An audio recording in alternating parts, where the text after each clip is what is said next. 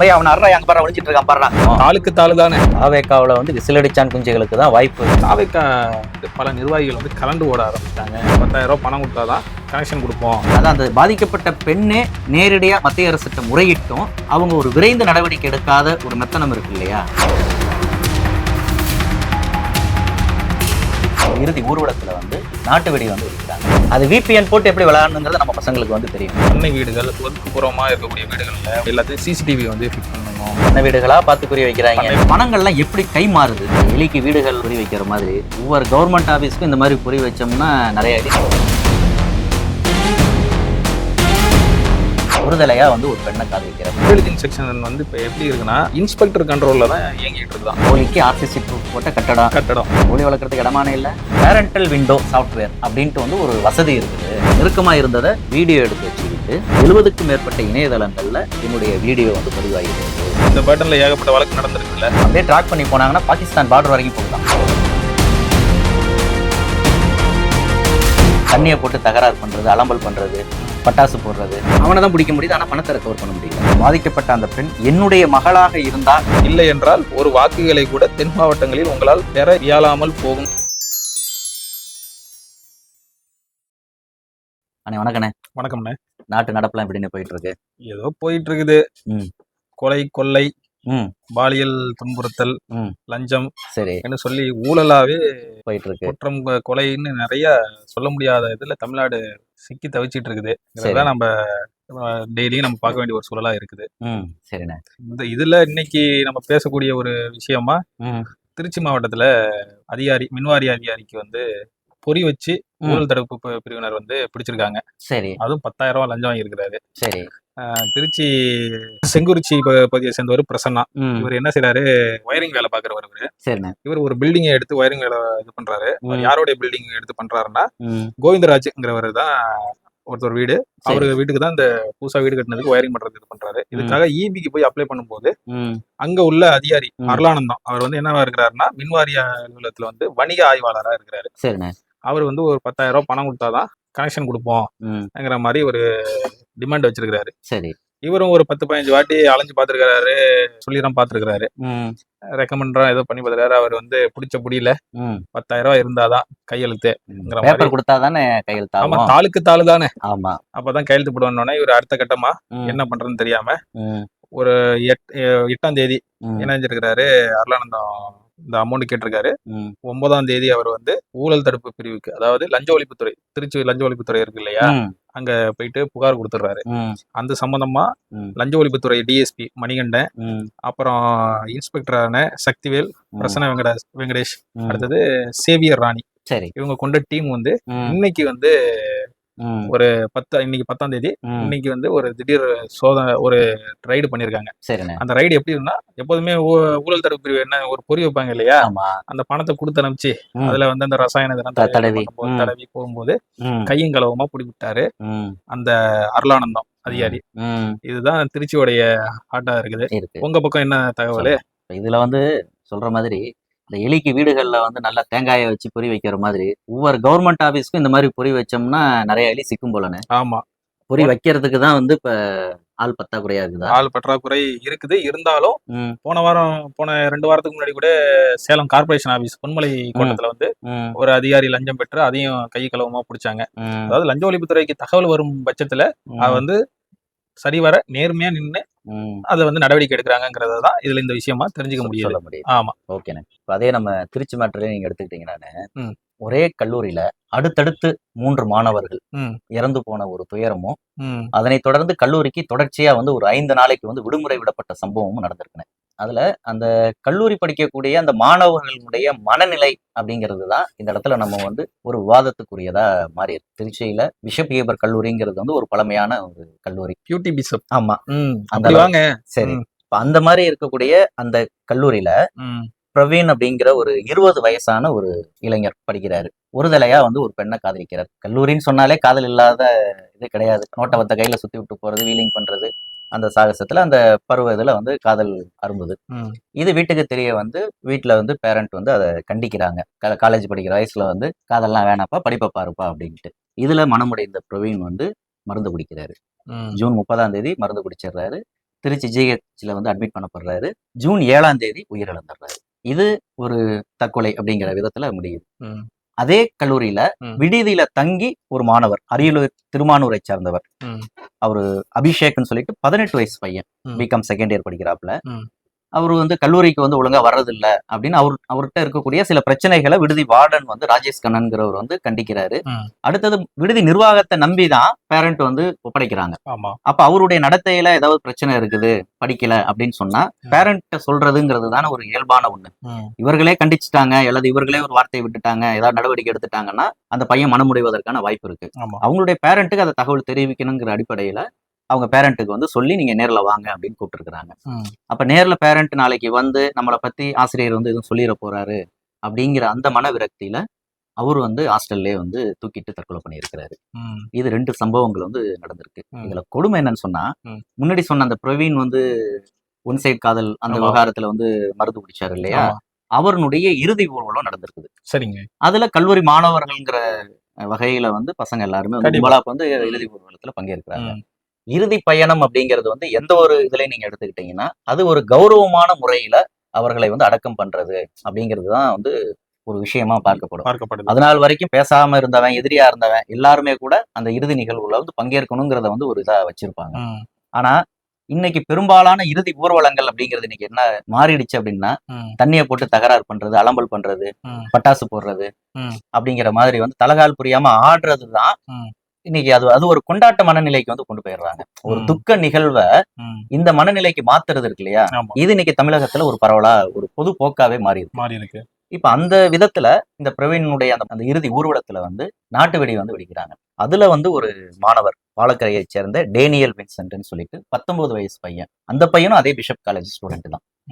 எதிர்பாராத விதமா கையில இருந்த நாட்டு வெடி வந்து வெடிச்சு அதுல வந்து தீக்காயமாகி மருத்துவமனையில வந்து அனுமதிக்கப்பட்டு சிகிச்சை பலனின்றி அவரும் இறந்து போயிருக்காரு. ஒரே கல்லூரியில அடுத்தடுத்து இது போன்ற 3 மரணங்கள் வந்து நடந்திருக்கு. இப்ப இது மாணவர்களுடைய மனநிலை அது குறித்த ஒரு கேள்வியை வந்து நமக்கு வந்து எப்படிதான் ஹேண்டில் பண்றது. ஒரு பெற்றோர் ஒரு விஷயத்த வந்து கண்டிக்கவே கூடாதா? யார் ஒண்ணு சொன்னாலும் அதை ஏத்துக்கக்கூடிய மனப்பக்குவத்துல இன்னைக்கு இல்லாம மாணவர்கள் இருக்கிறாங்க அப்படிங்கிறது வந்து ரொம்ப மையமான ஒரு விஷயமா இருக்கு. இதுக்கு இடையில திருச்சி சோமரசம்பேட்டை அந்த பகுதியில வந்து பெரியசாமிங்கிற ஒரு டீ கடை நடத்திட்டு இருக்கிறாரு. அவருடைய பொண்ணு +1 படிக்கிற பொண்ணு திடீர்னு வந்து சூசைட் பண்ணுது. காரணம் என்னன்னா 11வது படிக்கும் பொழுதே அந்த பொண்ணு வந்து நீட் தேர்வுக்கு தயாராகிட்டு வந்துட்டு இருக்கு. அதனுடைய முதல் பருவ தேர்வுல வந்து அந்த பொண்ணு வந்து எதிர்பார்த்த அளவுக்கு மார்க் வந்து வாங்கல. அந்த விரக்தியில அந்த பொண்ணு வந்து அப்ப பொண்ணை நம்பி பேரண்ட் வந்து இன்வெஸ்ட் பண்ற மனநிலைக்கு வந்து போயிட்டாங்க. அப்ப நம்மளை நம்பி அது ஒரு பந்தய குதிரை மாதிரி, நம்மளை நம்பி இவ்வளவு இன்வெஸ்ட்மெண்ட் பண்றாங்க, நம்மளால அதை சரியா பெர்ஃபார்ம் பண்ண முடியலையே அப்படிங்கிற ஒரு மனக்கவலை வந்து அந்த பொண்ணை வந்து வாட்டுது. பேரண்ட்டுக்கும் வந்து அதை அப்படிதான் அணுகுறாங்க. உன்னை நம்பி நான் இவ்வளவு செலவு பண்றேன், நீ ஒழுங்கா படிக்காம இப்படி பண்ணிட்டு இருக்கிறியே அப்படிங்கிற அந்த ஒரு மன உளைச்சல். இன்னைக்கு நீட் அப்படிங்கிறது பெரும் விவாதமா இன்னைக்கு வந்து நீட் வந்ததுக்கு அப்புறம் தான் இந்த நீட் தொடர்பான இந்த மன அழுத்தத்தால் மாணவர்கள் தற்கொலை செய்து கொள்றதுங்கிறது வந்து ஒரு அதை எடுத்துக்கிட்டோம்னா பெரிய ஒரு எண்ணிக்கையா வந்து இருக்கும். இப்ப அதுல இப்படி ஒரு விவகாரம் வந்து சேர்ந்திருக்கு. அப்ப இதெல்லாம் இந்த டீனேஜ் மாணவர்களுடைய டீனேஜ் பருவத்தினுடைய மனநிலை குறித்த ஒரு சிக்கலா இது இந்த சம்பவங்கள் காட்டுதுங்க. இதனுடைய தொடர்ச்சியா இன்னொரு சம்பவத்தை வந்து நம்ம வந்து குறிப்பிட்டு சொல்ல முடியும். மதுரையில கீழக்குயில்குடி அப்படிங்கிற ஊரை சேர்ந்த விஜயகுமார் அவர் வந்து நீதிமன்றத்துல ஒரு வழக்கு தொடுக்கிறாரு. எங்க பசங்க எல்லாம் வந்து செல்போனை வந்து நிறைய பயன்படுத்துறாங்க. பள்ளிக்கூட பசங்க, காலேஜ் பசங்க செல்போன்ல வந்து நிறைய விஷயங்கள் அவங்களுக்கு கல்வி தொடர்பான விஷயங்களும் இருக்குது. அவர்கள் கவனத்துக்கு வரக்கூடாத பல தகவல்கள் வந்து அவங்க கவனத்தை பெறுவதற்கான வாய்ப்புகளும் அது வந்து இருக்கு. குறிப்பா வந்து ப்ளூ வேல், வெப் புல்லிங் அப்படிங்கிற சில விளையாட்டு இதை அவர் வந்து குறிப்பிடுறாரு. நமக்கு தெரிஞ்சது ஃப்ரீ ஃபயர் தடை செய்யப்பட்டாலும் அது VPN போட்டு எப்படி விளையாடணுங்கிறது நம்ம பசங்களுக்கு வந்து தெரியும். அது வேற பேர்ல வந்து எங்க கிடைக்குது அப்படின்ட்டு வந்து சாதாரணமா ரோட்ல போயிட்டே இருக்கிற மாதிரி அவன் அறா அங்க பாரு ஒழிஞ்சிட்டு இருக்கான் பாடுறா அப்படின்னு வந்து பேசுறான் அப்படின்னா என்னடான்னு திரும்பி பார்த்தோம்னா அவன் ஹெட்போனை போட்டுட்டு விளையாண்டுட்டு இருக்கிறான். அப்ப அந்த மனநிலை இருக்கு இல்லையா, இது வந்து அந்த படிப்பின் மீதான நாட்டம் இது எல்லாத்தையுமே வந்து கிராமப்புறத்துலயும் நீங்க சொல்ற விஷயம் ரொம்ப பரவலா இருக்கு. முன்னாடிதான் கண்டிப்பா ஒரு காலைல கிளம்புறானு வீட்டை விட்டு வெளில போறான்னு வச்சுக்கேன், வீட்டுல எந்த வேலையும் செய்ய மாட்டாங்க, போயிட்டு பேட்டும் கையுமா போவாங்க, வெயில்ல விளாண்டுட்டு வேறு எடுத்து சாப்பிடறதுக்கு மட்டும் தான் வருவாங்க. ஒரு 11 மணிக்கு தான் வருவாங்க. சாப்பிட்டுட்டு திரும்பி குளிக்க போயிட்டு திரும்ப வந்து சாப்பிட்டுட்டு படுத்து தூங்கிட்டு திரும்பி சாயந்தரம் பேட்டை எடுத்துட்டு போவாங்க. இப்ப இந்த முறை எப்படி மாறிடுச்சு தெரியுங்களா?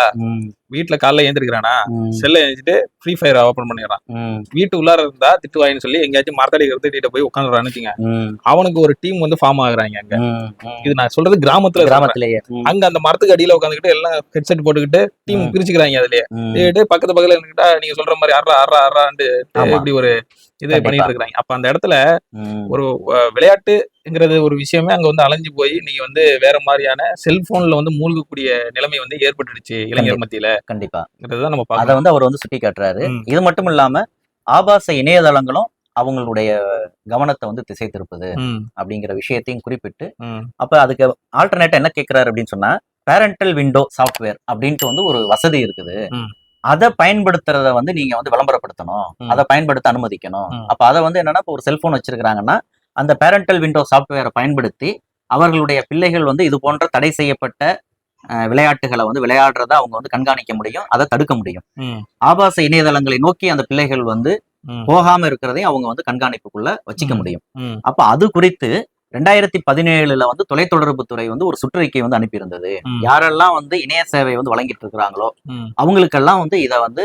ப்ரமோட் பண்ணணும்னு சொல்லிட்டு வந்து ஒரு சுற்றறிக்கை வந்து அனுப்பியிருந்தது. ஆனா அத அப்படியே கிடப்புல போட்டாங்க. ம், அப்ப அத மீண்டும் வந்து ஒரு விழிப்புணர்வை ஏற்படுத்தணும் ம், அப்படிங்கிற ஒரு கோரிக்கையோட தான் அவர் வந்து அந்த மனுவை வந்து போட்டிருக்கிறாரு. ம், அதன் அடிப்படையில வந்து நீதிமன்றமும் மத்திய அரசு வந்து உரிய பதில் கொடுக்கணும்னு சொல்லிட்டு 2 வாரம் ஒத்தி வச்சு ம்.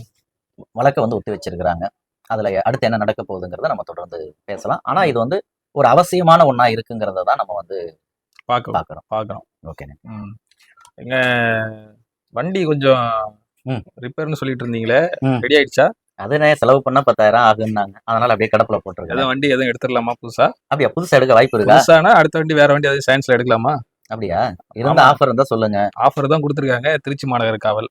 அப்படியா? ஆமா, போலீஸ்காரங்க கிட்ட வண்டியா? ஆமா. ம், திருச்சி சிட்டில ம், இந்த சரியான சோதனையின் போது சரியான ஆவணங்கள் இல்லாம ம். வண்டிகள் பிடிப்பாங்க இல்லையா? ஆமா. அப்படி வந்து ஒரு 251 டூ வீலர் வந்து பிடிச்சிருக்காங்க. ஓஹோ!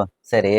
அதுல ஆட்டோ, ம், 4 சைக்கிள் ம். இது மாரி வாகனங்கள்லாம் அதுல வந்து அடங்கியிருக்கு. சரிண்ணே. இத வந்து வர 15ஆம் தேதி வந்து ஏலம் விட போறாங்க. ஓஹோ! ம், ஏலம் விட போறாங்க. இதுக்கு வந்து முன்பதிவு வந்து ம், செய்றவங்க ம், 15ஆம் தேதி காலை 8 மணிக்கு ம், இருந்து 10 மணி வரை ம், அவங்களுடைய ஆதார் அட்டை, ம், அடுத்தது 5000 முன்பணம் ம், வந்து செலுத்தினா ம். அவங்க வந்து ஏலத்துல ஏலத்துல வந்து பங்கேற்கலாம். பங்கேற்க முடியும். வண்டிய முன்கூட்டி பாக்குறதுக்கு வசதி இருக்கானே? அங்கே நிப்பாட்டியிருப்பாங்க. இல்ல அது கொஞ்சம் ஏலத்துல பங்கேற்கிறதுக்கு முன்னாடியே நம்ம வண்டி நம்பர்லாம் பார்த்து வண்டி என்ன கண்டிஷன்ல இருக்கு, இந்த வண்டிய நம்ம ஏலம் எடுக்கலான்னு முன்கூட்டி பாக்குறதுக்கு வாய்ப்பு அங்க குடுப்பாங்கல்ல? ஏற்படுத்தி வச்சிருப்பாங்க. நீங்க ஓகே. பாத்துக்கலாம். ம், அது ம். மாரி அப்படிதான் பண்ணுவாங்க. சரி, அப்படிதான் சரி, இருக்கும் ஒரு சரி. இதுவும். ம். அது மாரி ஒரு ஆஃபர் குடுத்துருக்காங்க. திருச்சி மாநகர திருச்சி காவல்துறை. மாநகர காவல்துறை. ஆமா. ம். என்னைக்குண்ணே அது? இது வர 15ஆம் தேதி எங்க நடக்குது? அதான் நம்ம எப்போதுமே இது வந்து ஆயுதப்படை மைதானத்துல தான் இது நடக்கும். இது சரி, சரி. அங்கதான் இது பண்ணிருக்காங்க. இது வந்து கமிஷனரோட முன்கூட்டி வந்து 5,000 காசு கட்டிறணும். காசு கட்டி பதிவு பண்ணிறணும். ஆமா. ஏலத்துல நம்ம பங்கேற்று நம்ம வண்டி எடுக்கலன்னா அந்த 5,000 ரிட்டர்ன் கிடைச்சிருமா? இந்த ஏலத்துல கலந்துக்கிறதுக்கு 5000 பணம் கட்டுறாங்க இல்லையா? இது வந்து ரிட்டர்ன் வந்து அந்த 5000 பணத்தையும் ரிட்டர்ன் குடுத்துருவாங்க. சரிண்ணே. ம். அப்ப தைரியமா பங்கேற்கலாம். பங்கேற்கலாம். புடிச்ச மாரி இருந்ததுன்னா 10,000 நல்ல குடுத்து வண்டிய நான் இது பண்றதுக்கு ஆமா, நல்ல வண்டியா இருந்தா போய் புடிச்சிட்டு வந்துரலாம். ஆமா. சரிண்ணே. வேற என்ன இருக்கு உங்க பக்கம்?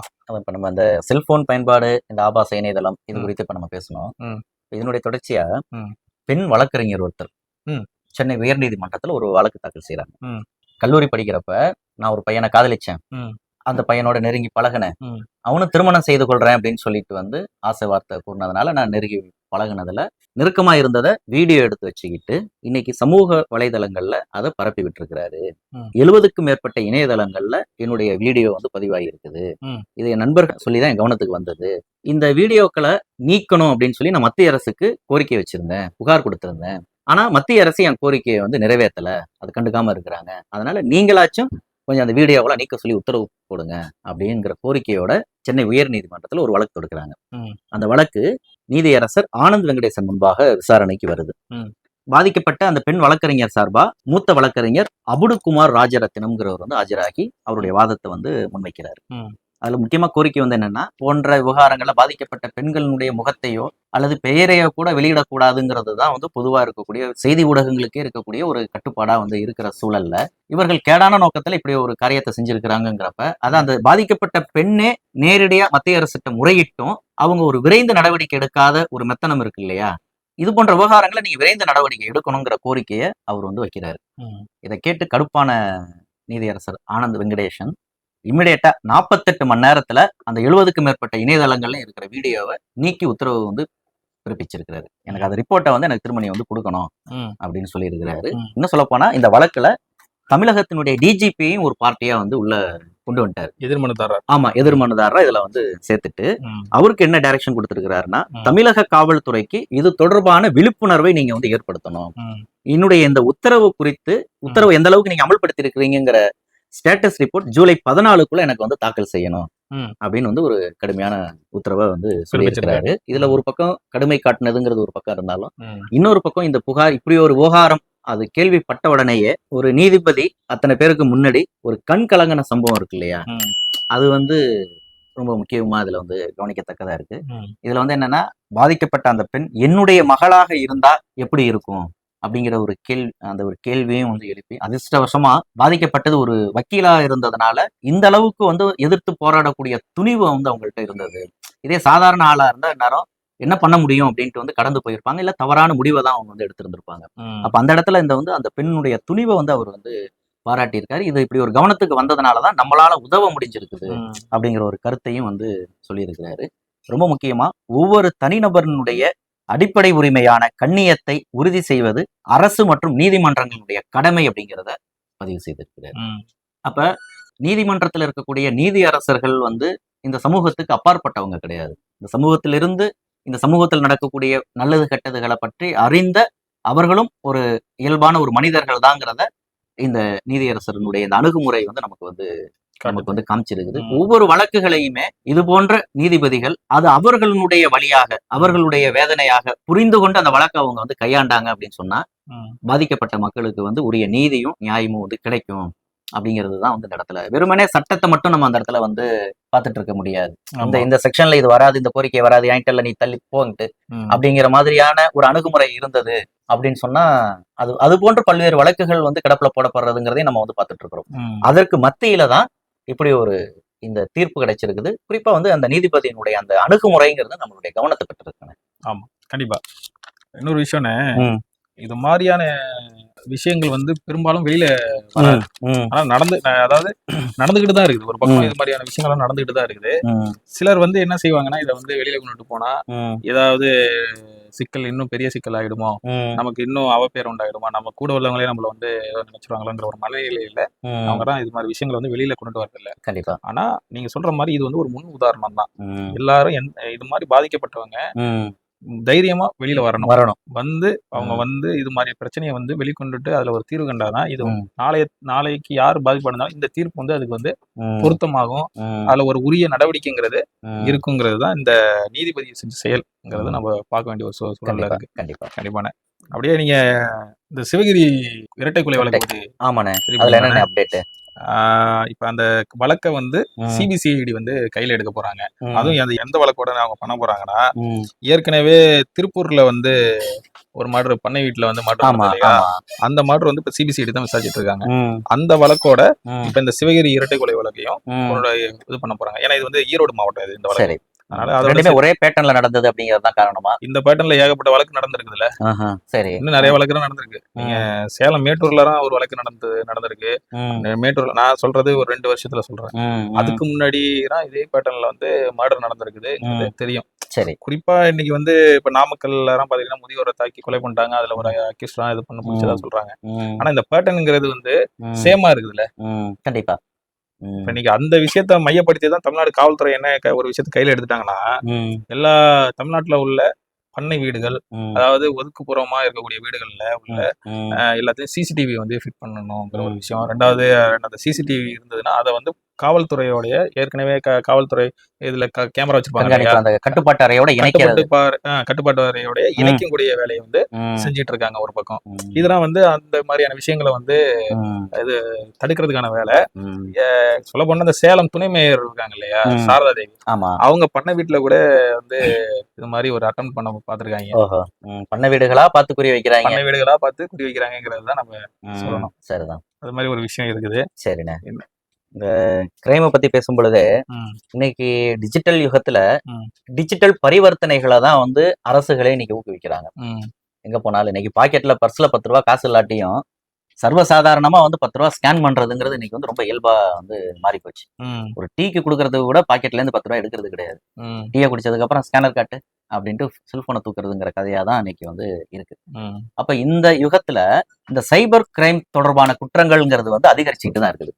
சம்பந்தம் இல்லாத ஏதாவது விளம்பரங்கள் வருது, அதை வந்து தொட்டாங்க அப்படின்னா வந்து அக்கௌண்ட்ல இருக்கிறதெல்லாம் வந்து ஹேக் ஆகுறது, பதறி போகிறது. அடுத்தது வந்து இன்னும் சொல்ல போனா இந்த முகநூல் இது போன்ற பக்கங்கள்ல வந்து அப்படியே வந்து குளோனிங் எடுத்து நம்மளே நம்மளுடைய நண்பருக்கு வந்து நான் ஒரு அவசர தேவையா இருக்கேன், ஆஸ்பத்திரியில இருக்கேன், ஆக்சிடென்ட் ஆயிடுச்சு, ஒரு 10,000 அனுப்பு அப்படின்னு வந்து நம்மளுடைய முகநூல் பக்கங்கள் கணக்கில் இருந்தே வந்து அவங்களுக்கு மெசேஜ் போகிறது. அவங்களும் பதறி போய் இது நாள் வரைக்கும் கேட்காத மனுஷன் நீ கேட்கிறாரு அப்படின்ட்டு வந்து டக்குன்னு 10,000 ரூபாய் வந்து சொன்ன அக்கௌண்ட்டுக்கு வந்து காசு அனுப்பிவிட்டு ஏமாந்ததுக்கு அப்புறம் தான் அது வந்து இது நானே இல்ல, நான் அவன் இல்லை அப்படின்ட்டு வந்து இவங்க வந்து விளக்கம் கொடுக்குற நிலைமெல்லாம் நம்ம வந்து பாக்குறோம். இது போன்ற பல இது இருக்கு. அப்ப இது போன்ற விவகாரங்கள்ல பணங்கள்லாம் எப்படி கை மாறுது அப்படின்னு ஒரு ட்ராக் எடுத்து பார்த்தோம்னா, நம்ம திருச்சி சைபர் கிரைம் போலீஸாரே வந்து ஒரு அனுபவத்தை வந்து ஏற்கனவே பகிர்ந்திருந்தாங்க. அப்படியே ட்ராக் பண்ணி போனாங்கன்னா பாகிஸ்தான் பார்டர் வரைக்கும் போகுதான் இந்த பணம் மாறுறது. அப்படியே வந்து அதிகபட்சம் அரை மணி நேரத்துல ஒரு 4-5 அக்கௌண்ட்டுகளுக்கு வந்து அது வந்து மாறிடுது. பணமா பெரும்பாலும் எடுக்கிறத விட ஆன்லைன்ல வந்து அமேசான் போன்ற நிறுவனங்கள்ல வந்து அப்படியே ஆர்டர் போட்டு வீட்டுக்கு ஃப்ரிட்ஜ், டிவி, வாஷிங் மிஷின் அந்த மாதிரி வந்து பொருட்களா வந்து அவங்க வாங்கிடுறாங்க, கன்வெர்ட் பண்ணிடுறாங்க. அதை வித்து காசாக்கிட்டு போறாங்களா இல்ல வந்து பயன்படுத்துறாங்களாங்கிறது தெரியல. ஆனா அப்படிதான் வந்து நடக்குது. என்ன சொல்ல போனா அந்த பக்கம் இந்த அக்கௌண்ட்ஸ் இருக்குது இல்லையா, பேங்க் அக்கௌண்ட், அதை வந்து அப்படியே பேக்கேஜா 1.5 லட்சம் 2 லட்சத்துக்கு வந்து வாங்கி தான் பயன்படுத்தி இருக்கிறாங்க. போய் அந்த அக்கௌண்ட்டை போய் நம்ம நெருங்கி போய் பார்த்தோம்னா அவன் ஒரு அப்பாவியா இருக்கிறான், ஒரு கிராமத்துல இருக்கிறவனா இருக்கிறான். அவனை தான் பிடிக்க முடியுது, ஆனா பணத்தை ரெக்கவர் பண்ண முடியல. அப்ப அதற்கு தான் வந்து போலீஸார் 1930 1930 அந்த நம்பருக்கு பணம் இழந்துட்டியா, இந்த மாதிரி சைபர் கிரைம் தொடர்பான குற்றங்களால் நீங்க பாதிக்கப்பட்டிருக்கீங்களா, குற்றம் நிகழ்ந்த உடனேயே அந்த 1930க்கு நீங்க போன் பண்ணிருங்க. எப்படி வந்து ஆம்புலன்ஸ்னா வந்து அவசரத்துக்கு 108, போலீஸ் உதவி தேவைன்னா வந்து 100ன்னு வந்து நம்ம இன்னைக்கு வந்து பிரபலம் ஆயிருக்குதோ, அது போல இந்த 1930ங்கிறது இன்னும் பிரபலம் ஆகாம தான் இருக்கு. ஆனா அதை பிரபலப்படுத்தணும்னு சொல்லிட்டு தான் ஒரு கூட்டத்துல முடிவெடுத்திருக்கிறாங்க. சென்னையில அந்த கூட்டம் வந்து நடந்திருக்குது. மாநில அளவிலான ஒரு ஒருங்கிணைப்பு கூட்டம் சென்னை அசோக் நகர்ல மாநில சைபர் கிரைம் அலுவலகத்துல அந்த சைபர் கிரைம் போலீஸினுடைய ஏடிஜிபி சந்தீப் மிட்டல் தலைமையில அந்த கூட்டம் நடந்திருக்குது. இந்தியா முழுவதிலும் இருந்து 34 முக்கிய வங்கிகளைச் சேர்ந்த மூத்த அதிகாரிகள் அதுல வந்து கலந்துருக்கிறாங்க. அதுல வந்து இந்த மாதிரி சந்தேகத்திற்கிடமான கணக்குகளை வந்து முடக்கணும், சைபர் கிரைம் தலைமையகத்துல வந்து உங்களுடைய வங்கி பிரதிநிதிகளை வந்து எங்களுக்கு வந்து அப்பாயின்மெண்ட் பண்ணுங்க, அந்த குற்றம் நடந்த உடனேயே வந்து அதை தடுக்கிறதுக்கு ஏற்ப வழிவகை செய்யற மாதிரி, அதே போல வந்து எங்களுக்கு தோதாக உங்களுடைய அந்த வங்கி தரவுகளை வந்து நீங்க மேம்படுத்துங்க அப்படிங்கிற கோரிக்கையும் வந்து சைபர் கிரைம் போலீஸார் வந்து அங்க அந்த முடிவுகளை வந்து அந்த அதிகாரிகளை வைத்து வந்து எடுத்திருக்கிறாங்க. அப்ப இன்னும் சொல்ல போனா அந்த 1930ங்கிற அந்த எண்ணுடைய விழிப்புணர்வை வந்து நம்ம விரிவுபடுத்தணும். அப்ப அவங்களுக்கு போன் பண்ணிட்டா அரை மணி நேரத்துக்குள்ளார அந்த பணம் எங்க போனதோ அது வந்து ஃப்ரீஸ் பண்றதுக்கான வாய்ப்பு அவங்களுக்கு இருக்கு. போலீஸாருக்கு வந்து செய்ய முடியும். அது பல்வேறு லேயர் வந்து வச்சிருக்கிறாங்க. ஆனா அதிகபட்சம் அந்த குற்றம் நடந்த அரை மணி நேரம் வந்து ஒரு கோல்டன் ஹவர்ஸ் சொல்றாங்க. எப்படி இன்னைக்கு வந்து ஸ்ட்ரோக் வர பேஷண்ட்ஸுக்கு எல்லாம் வந்து ஒரு 3.5 மணி நேரம் 4.5 மணி நேரம்ங்கிறது வந்து ஒரு கோல்டன் ஹவர்ஸா இருக்கும். அதுக்குள்ள ஹாஸ்பிட்டலுக்கு போயிட்டோம் அப்படின்னு சொன்னோம்னா ஒரு குறைந்தபட்ச பாதிப்போட உயிரை நம்ம மீட்டெடுத்துட முடியும் அப்படிங்கிற ஒரு நம்பிக்கை இருக்குதோ, அது போல அதிகபட்சம் ஒரு அரை மணி நேரத்துக்குள்ளார நீங்க 1930 நீங்க தொடர்பு கொண்டுட்டீங்க அப்படின்னா ஓரளவுக்கு உங்களுடைய பணத்தை வந்து செக்யூர் பண்றதுக்கான வாய்ப்புகள் இருக்கு. இப்ப அதை நோக்கி வந்து சைபர் கிரைம் போலீஸார் முன்னேறி இருக்கிறாங்க, ஒரு முன்னெடுப்பை வச்சிருக்கிறாங்கிறத நம்ம இதுல இருந்து பாக்குறோம். சரி, காவல்துறையை பத்தி சொன்னோம். சரிண்ணே, வாங்க அடுத்து வேற சைபர் கிரைம் பத்தி சொன்னோம். ஆமா, அடுத்தது சிறைத்துறை பக்கம் நம்ம கொஞ்சம் போய் எட்டி பார்த்துட்டு பார்க்கணும். சில தகவல் வந்து காதை எட்டி இருக்கு. சரிண்ணே, நம்ம ஏற்கனவே சிறைத்துறையை பத்தி பல பதிவுகள் வந்து வெளியிட்டிருந்தோம். இப்ப அதுல ஒரு உச்சகட்ட விஷயம் என்னன்னா இந்த அதிரடி டிரான்ஸ்ஃபர் தான்ங்கிறது எல்லாருக்கும் தெரிஞ்ச விஷயம். இப்ப சிறைத்துறைக்குள்ள ஒரு 2 விஷயம் நடக்க போகுது. சரிண்ணே, இனி வரும் காலங்கள்ல டிஐஜி போன்ற பணியிடங்களுக்கு காவல்துறையில இருந்து தான் எங்களுக்கு ஆட்கள் வேணும்னு சொல்லி சிறைத்துறையுடைய உச்சகட்ட அதிகாரி அரசிட்ட வந்து இது வச்சிருக்கிறாராம். ஏன் இதுக்கு முன்னாடி வேற யார் இருக்கிறாங்க? சிறைத்துறையில இருந்து தானே எடுப்பாங்க, அவங்க காவல்துறை கிடையாது. அவங்க சரி, சிறைத்துறைங்கிறது தனி டிபார்ட்மெண்ட். சரி, இப்ப காவல்துறையில இருக்கிறவங்க சட்டம் ஒழுங்க வந்து கையாண்ட அனுபவம் உள்ளவர்கள் இதுல வரணும், இங்க வரணும். ஏன் அந்த கோரிக்கை வைக்கிறாரு அவர்? அதுதான் நாம சொல்ற ஒரு விஷயம் என்னன்னா, இந்த சிறைத்துறையை டோட்டலா சேஞ்ச் பண்ண போறாரு. இதுல ஒரு அதிரடியான விஷயம். நல்ல விஷயம் தான். நல்ல விஷயம் தான் நம்ம குறை சொல்லல. இது ஒரு நல்ல விஷயம், முன்னெடுப்பு. ம், இன்னொரு விஷயம் அதுல சொல்றாங்க, இன்னும் அந்த சிறைத்துறைக்குள்ள அந்த இன்டெலிஜென்ஸ்லாம் இருப்பாங்கல்ல, ம், அந்த இன்டெலிஜென்ஸ் செக்ஷன் வந்து இப்ப எப்படி இருக்குன்னா, ம், இன்ஸ்பெக்டர் கண்ட்ரோல்ல தான் இயங்கிட்டு இருக்குதாம். ம், அதுக்கு ஒரு டிஎஸ்பி இருப்பாராம். ம், அவர் வந்து அந்த போஸ்டிங் இன்னும் வேக்கன்ட்ல தான் இருக்குன்னு சொல்றாங்க. ம், இன்னும் அது போடாம வேக்கன்ட்ல இருக்குது. ம், அது கூட ஒரு இடத்துல ஒரு டிராபேக் ஆகுது. ம், ம். உளவு இதெல்லாம் கேட்டு ஆமா. தெரிஞ்சுக்கிறதுல ஒரு அது ரொம்ப சிறைத்துறையில அது ரொம்ப முக்கியமானதாச்சேன்னு. முக்கியமான இது. ம், ஏன்னா மேல உயர்மட்ட அதிகாரி, உச்சகட்ட அதிகாரிக்கு வந்து தகவல் சொல்லக்கூடிய இடத்துல இருக்கிறாங்க. ம், சிறைக்குள்ள என்ன நடக்குது, ஏது ம், நடக்குது. அந்த ம், இடத்துக்கே ரொம்ப நாளா வந்து ம். டிஎஸ்பி போஸ்டிங் வந்து காலியா கிடக்குதுங்கிற மாதிரி ஒரு விஷயம் சொல்றாங்க. சரி, சரி. புழல் 2ல ம், இந்த கைது இது சிறை காவலர்கள் தான் தங்குறதுக்கு, ம், ரெஸ்ட் எடுக்கிறதுக்கு வந்து ஒரு ரூம் இருந்தது. ம். அவங்க இப்பதான் இந்த டிரான்ஸ்ஃபர்மேஷன் ஆமா போட்டு இது எல்லாம் பண்ணிட்டு இருந்தாங்க இல்லையா? ஆமா. ம், இப்ப அந்த இதுல என்ன பண்ணிவிட்டாங்கன்னா, கோழி வாங்கி வளர்த்துட்டு இருக்காங்களாம். ம். இப்ப இவங்க தங்கியிருந்தவங்கலாம் என்ன பண்றாங்க? கோழி வளர்க்கறதுக்கு இடமானே இல்ல?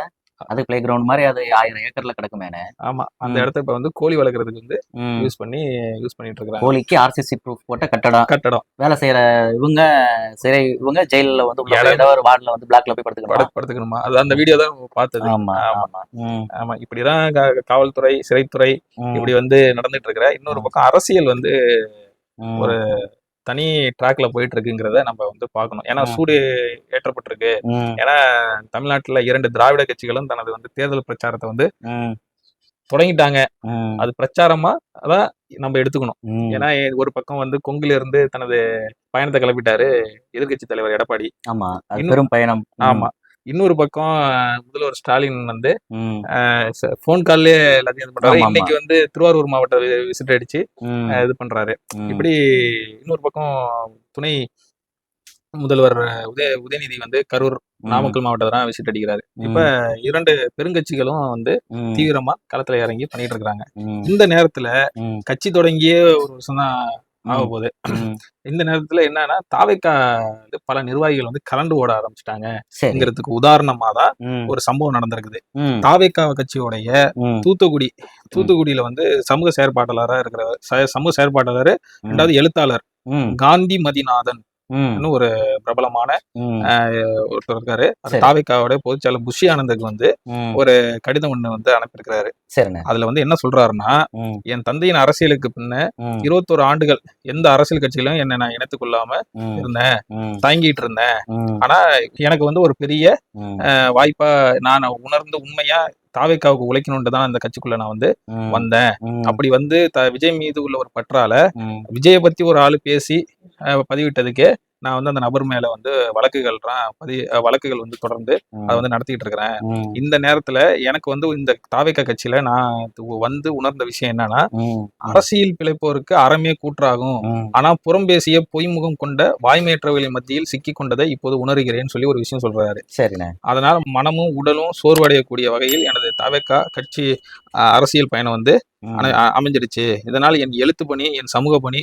பொதுநல வழக்குகளில் கவனம் செலுத்திவிட விளைந்துள்ளேன்.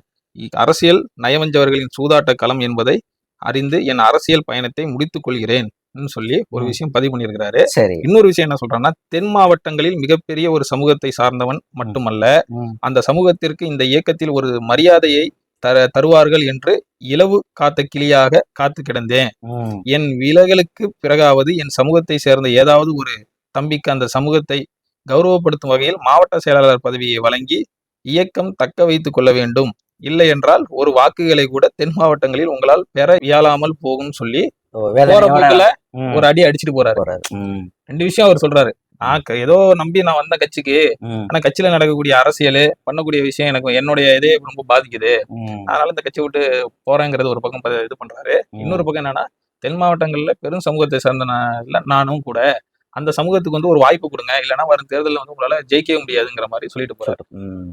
அப்ப தாவேக்காவுல வந்து விசிலடிச்சான் குஞ்சுகளுக்கு தான் வாய்ப்பு. ம். ரசிகர் மன்றத்துல வந்து இருந்தவர்களுக்கு தான். இது போன்ற ம். அறிவார்ந்த பிரதிநிதிகளுக்கு அங்க வந்து இடம் கிடையாது. போங்கப்பா அப்படிங்கிறத சொல்லிட்டாங்கங்கிறீங்க. ஆமா. ஓகேண்ணே. வேற எதுவும் தகவல் வேற இருக்காண்ணே? ஒண்ணும் தகவல் இல்லைன்னா, இனி வரும் காலங்கள்ல ம். பார்ப்போம். சரிண்ணே. எப்படி பயணங்கள், அரசியல் பயணங்கள் ம். எப்படி போகுதுங்கிறத தொடர்ந்து பேசுவாங்க. நன்றி. நன்றி.